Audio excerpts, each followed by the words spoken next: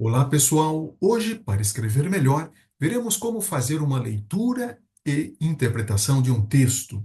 Assunto extremamente importante, já que esse é um tema não só para as nossas provas, concursos, mas também para o nosso dia a dia. Afinal de contas, a linguagem é a intermediação entre nós e o mundo, e saber ler os sentidos que estão ao nosso redor é de suma importância. É, portanto, fundamental. E esse é o grande desafio da educação. Afinal, como ensinar a leitura, como interpretar um texto, como extrair ou descrever os sentidos de uma mensagem. E aqui, para tentar resolver um pouco desse problema, trazendo uma proposta, apresentaremos uma ferramenta muito simples, mas extremamente eficaz. Talvez por conta da simplicidade dela, foi uma ferramenta muito ignorada, ou é uma ferramenta ignorada. Trata-se da teoria da comunicação. Essa é uma ferramenta simples, mas muito fundamentada. A teoria da comunicação, que aparece nas gramáticas, as funções da linguagem, elaborada, entre outros, por Jackson, é uma ferramenta fantástica para que a gente possa entender os sentidos ou o sentido de um texto. A teoria da comunicação apresenta 6 elementos da comunicação humana: quem emite, quem constrói uma mensagem, o emissor, a quem se destina, o destinatário, a mensagem em si, o conteúdo do que está sendo transmitido. Essa mensagem, ela está dentro de um contexto. Essa mensagem está sendo divulgada por meio de um código em um canal de transmissão. Esses são os 6 elementos da teoria da comunicação. Embora o termo teoria trata-se mais de um esquema para demonstrar como ocorre a comunicação humana. Para que a gente possa entender um pouco como aplicar a teoria da comunicação para a leitura e para a interpretação dos textos, vamos trazer aqui algumas mensagens, alguns textos. Começando pela manchete publicada em um portal esportivo de 2022, em plena pandemia. A manchete apresenta: campeão olímpico húngaro que publicava posts anti-vacina morre de Covid. Aqui estamos diante de uma manchete. Como podemos ler e interpretar essa manchete? Ler é simplesmente fazer a decodificação e entender aqui o código que está posto. E interpretar é buscar os sentidos que estão além do texto, da materialidade do texto. Então, aplicando a teoria da comunicação, podemos fazer algumas reflexões. Quem é o emissor desse texto? A quem se destina? Qual é o contexto? Qual é o canal? Por meio de qual canal essa mensagem está sendo transmitida? Qual é o código apresentado ou como o código está posto? E, de fato, qual é a mensagem? Trazendo essa reflexão, podemos pensar, podemos interpretar esse texto da seguinte maneira. Então, vamos entender quais são os elementos da comunicação. Quem é o emissor dessa mensagem? É o jornal ou o jornalista desse portal. A quem se destina? Como se trata de um jornal, ele tem como destinatário o grande público, público em geral. Qual é o contexto dessa manchete? Aqui é no contexto da pandemia, já que é uma publicação de 2022, estava tratando aqui dentro do contexto da pandemia. O canal, essa manchete foi divulgada em um portal de notícias esportivas, também em jornais gerais, mas nesse caso aqui eu peguei de um portal de notícias, esse é o canal, e a gente pode começar a analisar o código aqui, de que forma essa matéria foi posta, né? Campeão olímpico húngaro morre de Covid. Então, basicamente, essa é a mensagem. A mensagem explícita aqui é uma informação trazendo a morte desse atleta. Mas aí, analisando também de que forma essa manchete foi escrita, a gente percebe aqui um destaque, um aposto, aquilo que foi intercalado aqui. Campeão olímpico húngaro que publicava posts anti-vacina morre de Covid. Então, embora tenhamos explicitamente uma informação, a morte do atleta, por conta do contexto de pandemia, por conta, inclusive, desse destaque que é dado entre vírgulas nesse aposto, a gente percebe que, além dessa mensagem explícita, há uma mensagem implícita dizendo que a vacina é coisa boa, porque ele, que era contra a vacina, acabou morrendo de Covid. Isso nos leva a entender que a vacina é importante. Então, nós temos aqui, com base nesses elementos, essas mensagens, poderíamos dizer, a explícita e a implícita. Agora, com base nas frases de Milor Fernandes, nunca ninguém perdeu dinheiro apostando na desonestidade.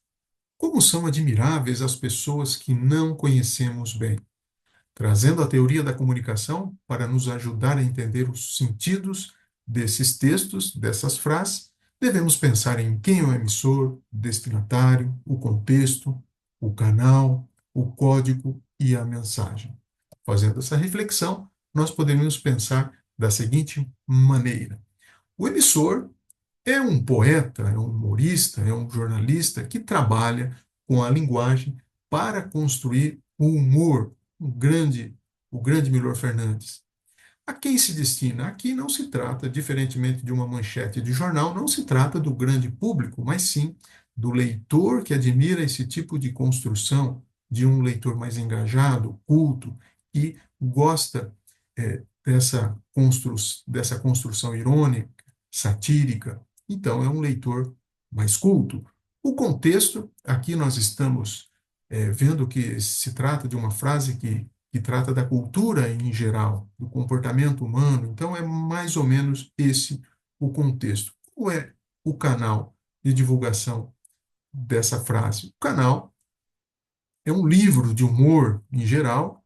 Essas frases de Milor Fernandes, além da ser divulgada na imprensa, também era divulgada por meio de livros de humor e de sátiras. Vejam que o livro já vem com esse propósito de construir o humor, construir a crítica, construir a sátira. É, então, aqui, a princípio, a mensagem, nós temos uma afirmação: nunca ninguém perdeu dinheiro apostando na desonestidade. Aqui é uma afirmação de Milor Fernandes. Mas, analisando o código, trata-se de construir o riso por meio do inesperado.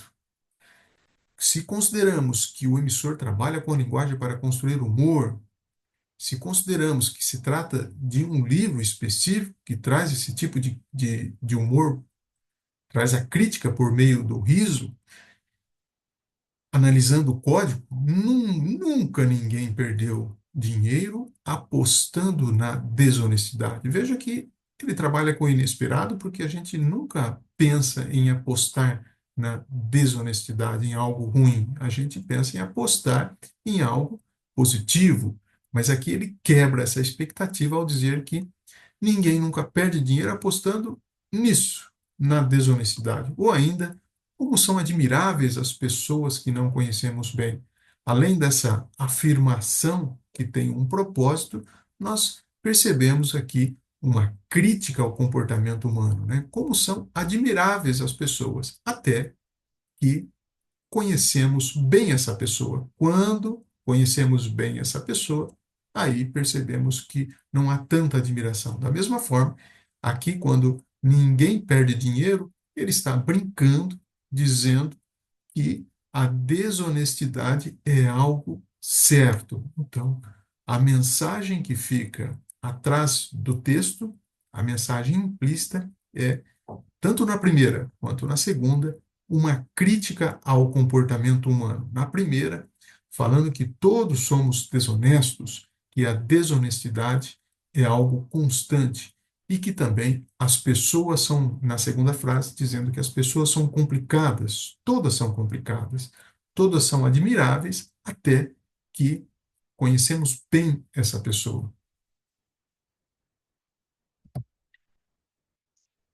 E aqui, por fim, trata-se de um texto não verbal, um texto sincrético, trazendo tanto imagens quanto o verbal, uma charge, é, uma charge que trata da redução da maioridade penal. E aqui também podemos pensar nos elementos da comunicação: quem é o emissor, o destinatário, o contexto, o canal, o código e a mensagem. Fazendo essa reflexão, o emissor é um chargista, é um humorista que faz o desenho com o objetivo de criticar alguma coisa por meio do riso. O destinatário também não é literalmente um público geral, mas sim um leitor, um público mais engajado, que aprecia esse tipo de humor crítico por meio da charge. O contexto dessa ilustração é o contexto político, tratando aqui de uma lei, da política, do direito, da sociedade, né, de como é, é, dar ordem a essa sociedade. O canal é um jornal, especificamente é o espaço de crítica dentro do jornal, o espaço da charge dentro do jornal, o espaço da sátira, da crítica por meio dessas figuras, por meio dessa ilustração, e o código, né? Vemos que são figuras, é uma linguagem sincrética envolvendo as figuras, o texto, aqui trazendo um texto na forma de gíria. Agora os de menor também não vão poder ser presos, só os de menor poder aquisitivo. Então, aqui trazendo a conversa de dois meninos, bem dentro da gíria, uma forma informal de usar as palavras. Então, a princípio, não. Explicitamente, como o subtítulo ainda aqui indica, é uma ilustração que trata da redução da maioridade penal. Essa é a mensagem explícita. Mas quando observamos que se trata de uma charge divulgada por um jornal dentro do espaço de crítica por meio dessa ilustração, quando aqui temos as figuras e a gíria, a conversa, o diálogo, a gente percebe claramente que se trata de uma crítica à desigualdade, porque não é sim todos os menores que serão presos, mas somente aqueles de menor poder aquisitivo. E aqui uma crítica direta a essa desigualdade, trazendo essa crítica no sentido que somente aqueles que têm poder aquisitivo têm condições de se defender, aqueles que têm poder aquisitivo não serão presos, mas sim somente aqueles desfavorecidos. Em linhas gerais, essa é a mensagem. Aqui, resumindo, para interpretar um texto, para extrair os sentidos ou descrever os sentidos do texto, uma ferramenta fantástica é a teoria da comunicação, ou mais especificamente, com base de uma reflexão, com base na reflexão nos elementos que envolvem uma comunicação. Aqui fizemos uma abordagem simples, mas com fundamentação, baseada na teoria da comunicação. Trazendo a teoria da comunicação, podemos ler e interpretar um texto de forma mais fundamental.